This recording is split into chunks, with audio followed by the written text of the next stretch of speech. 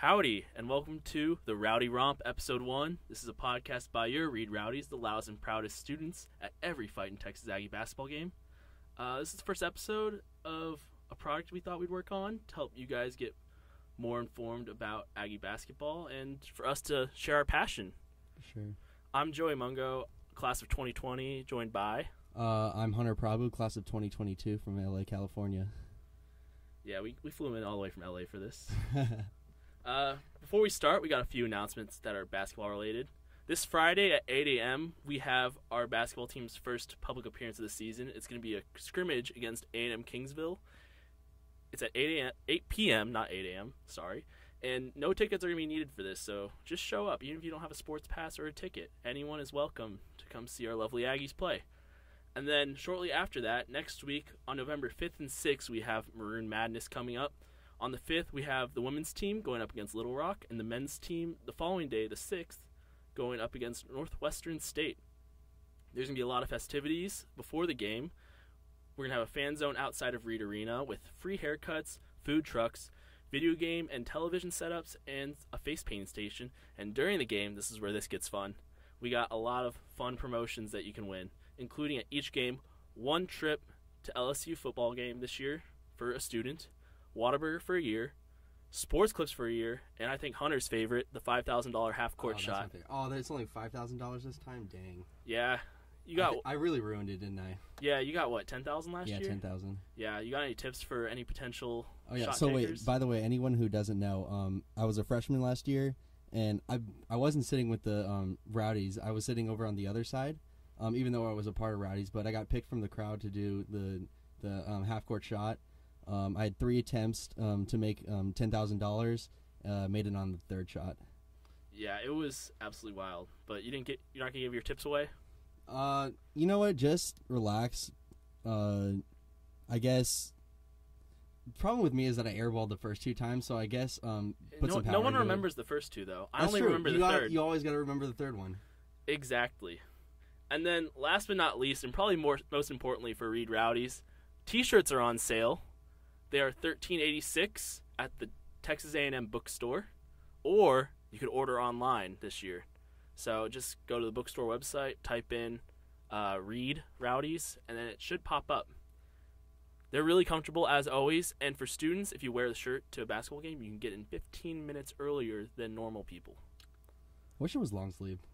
I mean, I know we have. I think short sleeve's gonna be a good change of pace this year. It's true, and it's cheaper. So I have students. Yeah, it's a lot cheaper. Last year it was about $20. This year it's under $14, so it's gonna be good for you students to get a nice cheaper shirt. Plus, I got enough long sleeve shirts. That's true. Short sleeve will be nice for a change. All right, so now let's get into the main talking point for today. We're gonna talk about the 2019 offseason for A&M basketball. It was a busy one, wasn't it? It was very busy. You know, just like we had football a couple seasons ago, we had kind of a big coaching change in the best way possible with Buzz Williams coming in here on April 3rd, 2019. Just to give you some background on Buzz Williams, in case you don't know, he has 12 years of head coaching experience. 8 of those years he made the NCAA tournament, his best finish being Elite 8 with Marquette. He was an assistant here from 2004 to 2006 under Billy Gillespie, and last year he was at Virginia Tech, and he made the Sweet 16 with them. So, Hunter, I gotta ask, what are you most excited about with Buzz Williams coming in?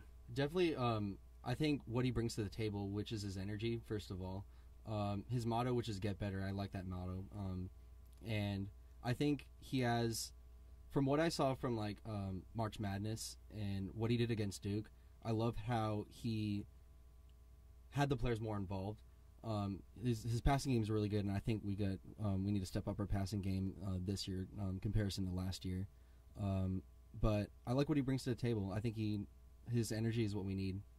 Yeah, energy for this program is going to be really good. You know, I love Billy Kennedy. I'm probably one of his biggest fans, but I think he's not the most energetic guy. I mean, what can you say? I mean, that's not to say he's a bad coach. Like, I like to compare him to Lovie Smith. Absolutely not, because he took us to 2 NCAA tournament appearances. Yeah, I like to compare him to Lovie Smith when you go into the football side of things. You know, he's not energetic outwardly like that at all, but I mean, just a couple weeks ago he took his Illinois team and upset Wisconsin. I mean, neither is Bill Belichick, but I mean, you can be a good coach without doing that, so that's not a slight on Billy Kennedy, but I just think for not only the players but the fans at Reed Arena. Absolutely. Just having a coach that's fired up will get the fans fired up, not only for the students but also for the old Ags and just everyone at the game. Because, I mean, the energy has been lacking at Reed the past couple of years, and I know all us Rowdies would love to see it rocking like we know it can be. Yeah.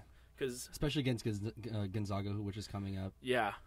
And, I mean, we see what Kyle Field can be like during football games. Yeah. Reed Arena should be like that at every single basketball game, too. And so I think Buzz can help us get there so we can actually be the fortress that we know Reed Arena can be. I agree. Also, I love that he loves A&M, you know? Oh, yeah, especially since he was the assistant coach.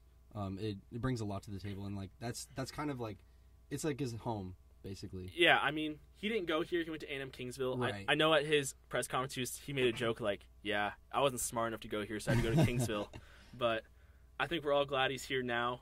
I think, especially the old Ags, they're going to love him. And I think maybe they'll be louder at games this year, which always helps out the home crowd when they're loud and proud. His emoji game's real strong, too, if you look at his Twitter and Instagram.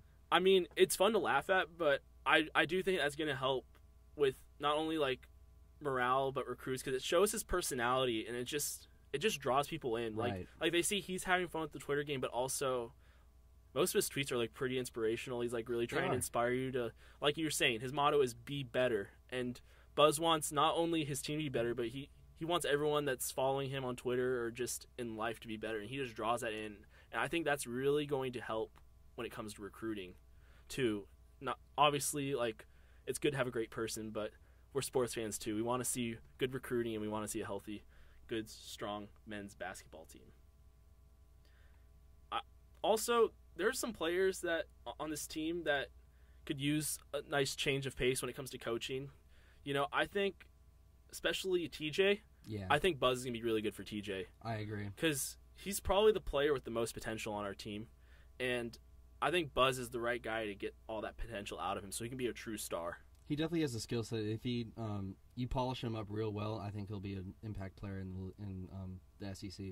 I mean, we saw him his freshman year surrounded by, you know, Robert Williams, DJ Hogue, Tyler Davis, and he as a true freshman, he was not out of place there.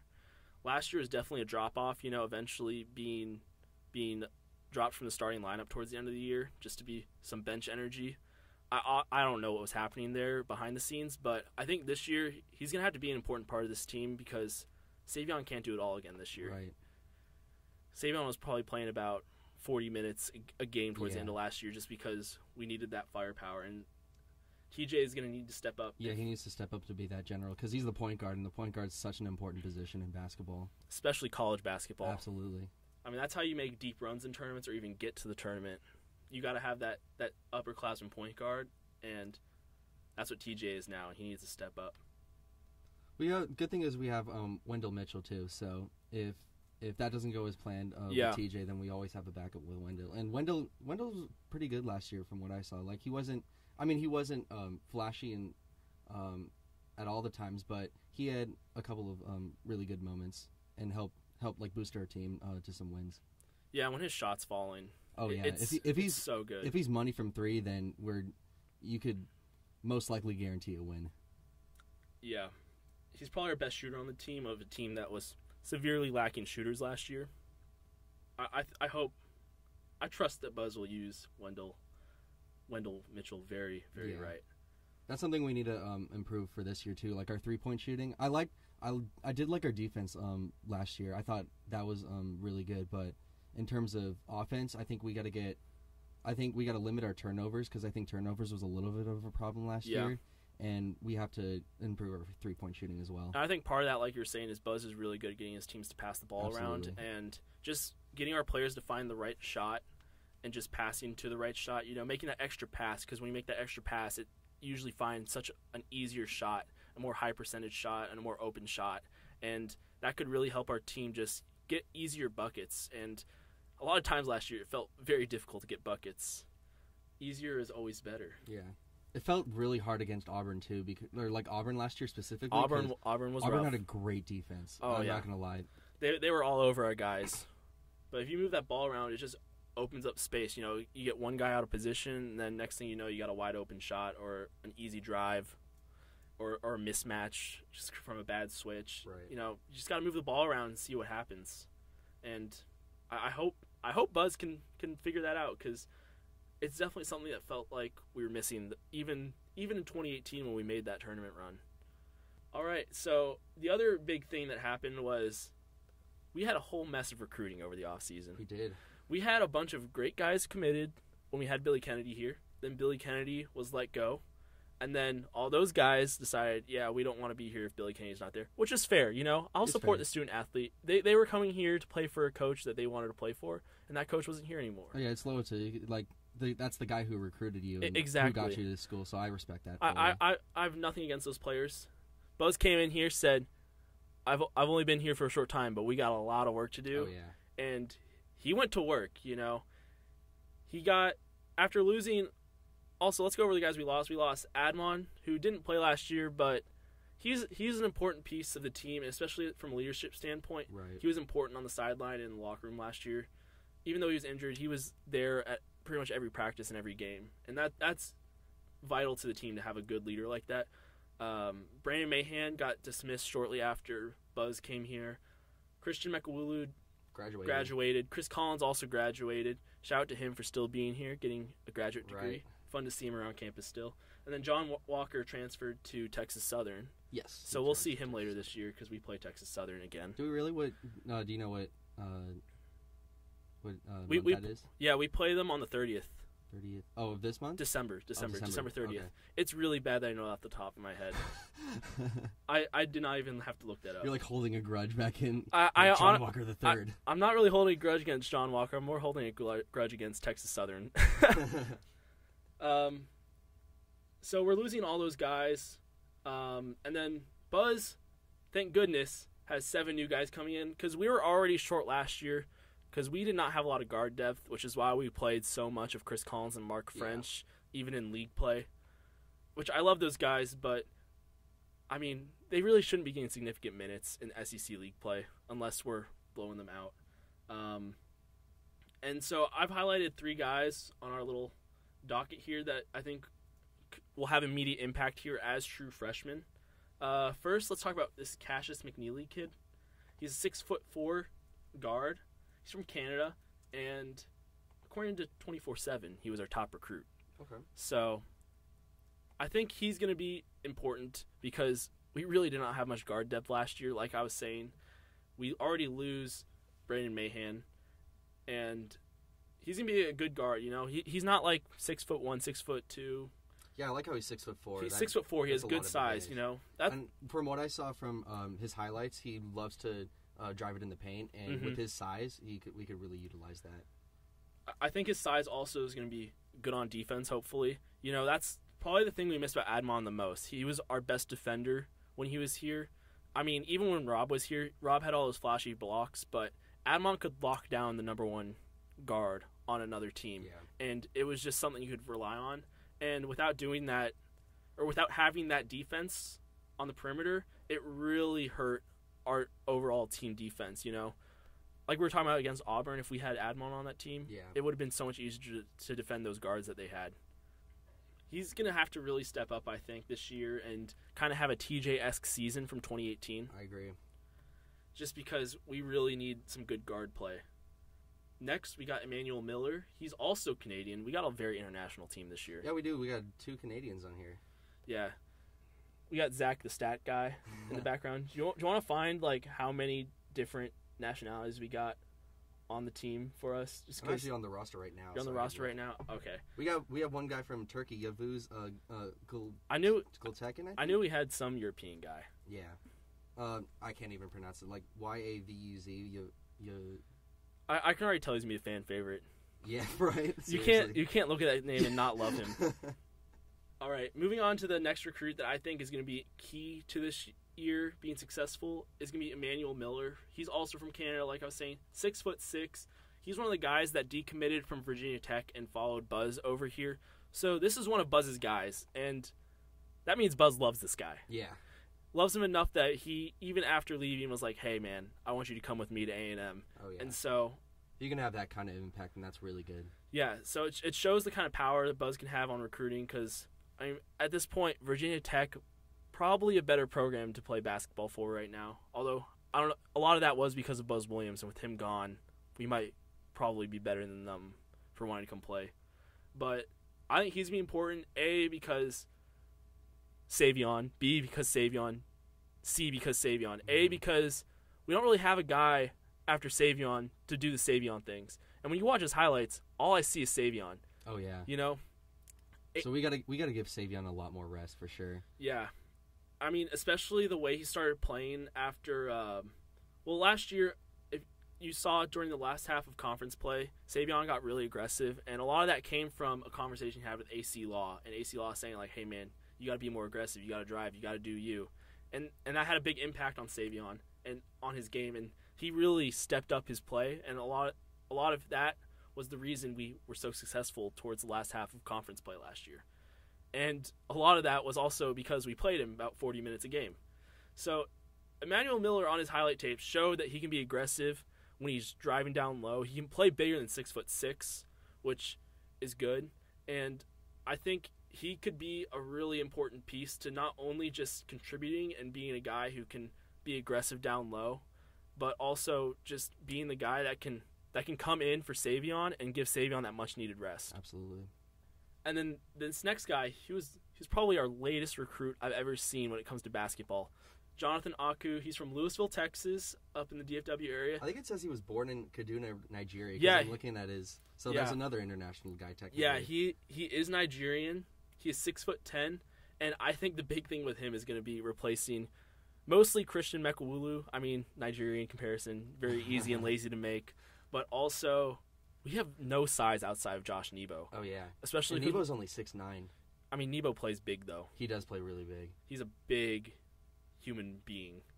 And he's also... 240 pounds or something like that. He's like Zion size, pretty much.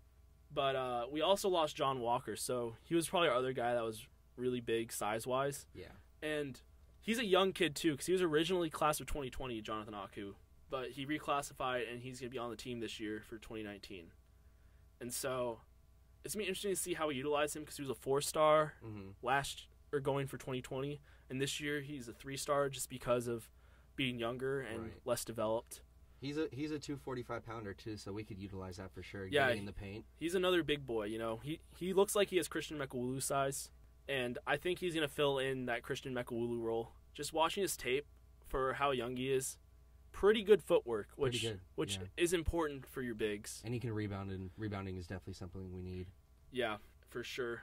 I mean, I'm just comparing him to what I saw from Robert Williams when he was like a sophomore. Honestly, even now in the league, like footwork miles above Robert Williams.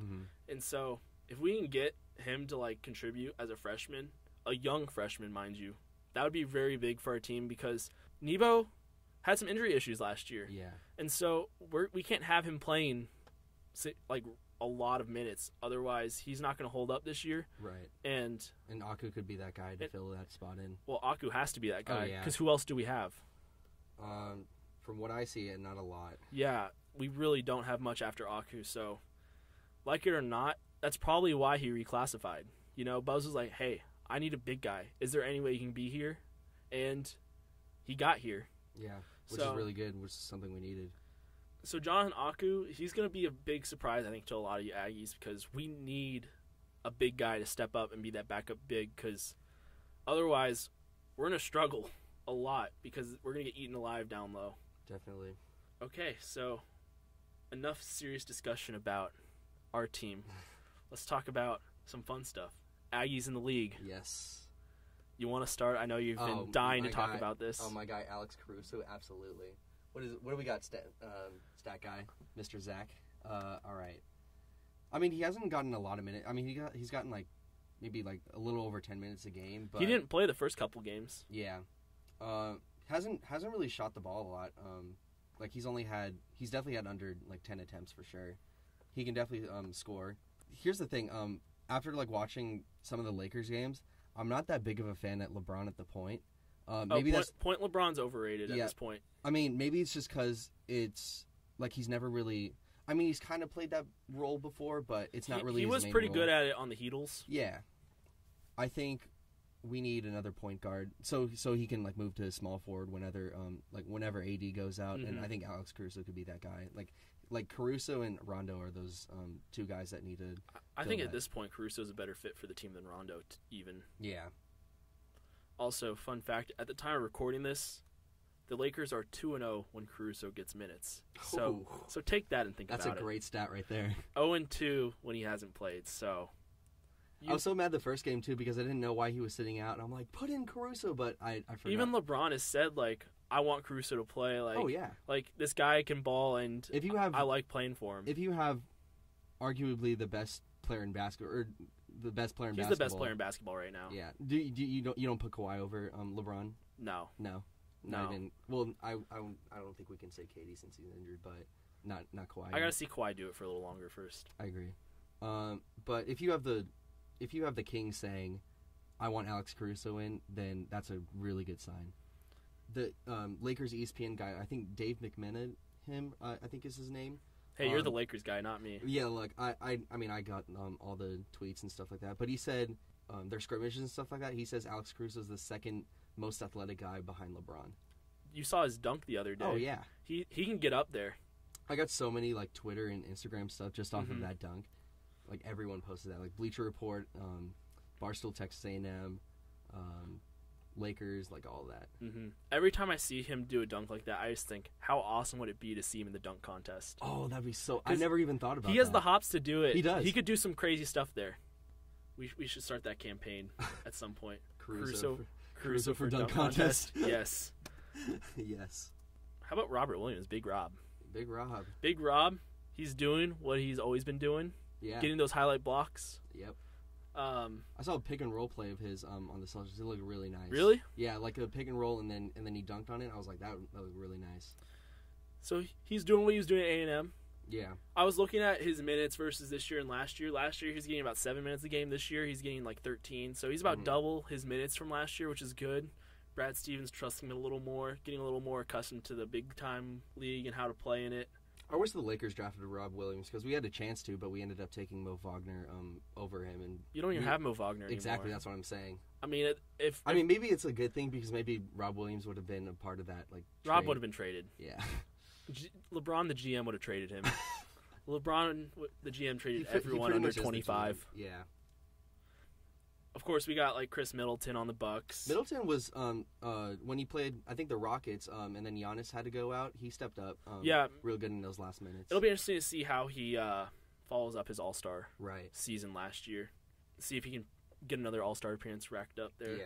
Meet Caruso at the dunk contest and all that stuff. And then, last but not least, we're going to talk about our upcoming game that we have, and it's against Kingsville, like we're saying. It's a scrimmage. Yeah. This Friday at 8 p.m. No tickets needed. So, I'm going to go out on a limb here and say we're going to win this game. I think it's safe to say that we'll win this game. I mean, you saw what happened to Duke, though, right? Yeah. They played, like, what was it, Northwest Missouri State? I think you said Missouri State earlier. No, it was Northwest Missouri State. Oh, it's Northwest Missouri? It's not even Missouri State? It's not even Missouri State. It's Northwest Missouri State. Oh, my goodness. Those directional Missouri schools, they can get you. I wonder what their rotation was like then, because I don't know what if they started their entire rotation? It's Northwest Missouri State. Yeah, you should be fine. Anyways. Yeah, for those who don't know, Kingsville is D2. I'm pretty sure. Yeah, D2. 99% sure they're D2, unless something's changed since. We should have a good warm up against them before we get into an actual game against Northwestern State, and then they should be a very good warm up before we get into Gonzaga. Yeah. Shortly after. Yeah, Gonzaga's coming up quick. Gonzaga is coming up quick. Yeah. We got to get prepared for that game. Because last season we played them early as well, right? And now we're kind of like returning. Because we played at Gonzaga. And last year we scheduled Gonzaga because we were going to go play that Vancouver preseason tournament. And so this year they're going to come to us, and it's going to be awesome. Yes. It's going to be the best home game at Reed Arena you'll probably get non-conference wise if you're a student here. Trust me, you better show up because you won't get a better home game than this, students. I'm a senior here, and this is the best home game I've gotten, and it'll probably be the same for you. Next week on this podcast, we're going to do a more look at a preview of the season and talk about what we think going forward. We did a little bit of that today with some of the players and how that will change with Buzz Williams coming in here. But next season we'll look more at the schedule coming up for the season and what that means for our basketball team, how we think the Aggies will do. We'll get some really good content after this A&M Kingsville game, so we can get a good look at the players and see yeah. what they So did too. we're gonna get a look at the players. We're actually gonna see who of the new guys is actually going to be in the rotation more. We'll see who's starting, who's coming off the bench first, and all that stuff. Did we have an exhibition game last year? I don't really remember. It was a closed exhibition last year. Oh. It's nice though that we're doing it public and stuff. I'm just mostly excited for Buzz. Me too. First shot at seeing Buzz. Because I had Amazon gift card money, so I bought these bee goggles. Nice. It was like a 6-pack of bee goggles, so I got that for us. That's gonna be fun. Yeah. We love to make it fun with the Reed Rowdies. All right, just another reminder: A&M Kingsville this Friday, 8 p.m. Buy Reed Rowdy T-shirts for $14 from the A&M Bookstore. Please, it helps us. $13.86 to be exact. Yeah, we get a portion of the sales that go towards the T-shirts. And those sales help us fund fun stuff at basketball games, like printing out posters and signs and getting materials for that, and just doing crazy stuff that makes basketball games fun. So any T-shirt bought is very helpful to not only us as an organization, but the team as a whole, and building that home court advantage at Reed Arena. So until next week, I'm Joey Mungo. And I'm Hunter Prabhu. And we got Zach Schneider right there. Zach, you haven't said a whole word. Yeah, Zach, you want to say something? You got to say something. That's it. All right, you heard the man. That's it. See you next week.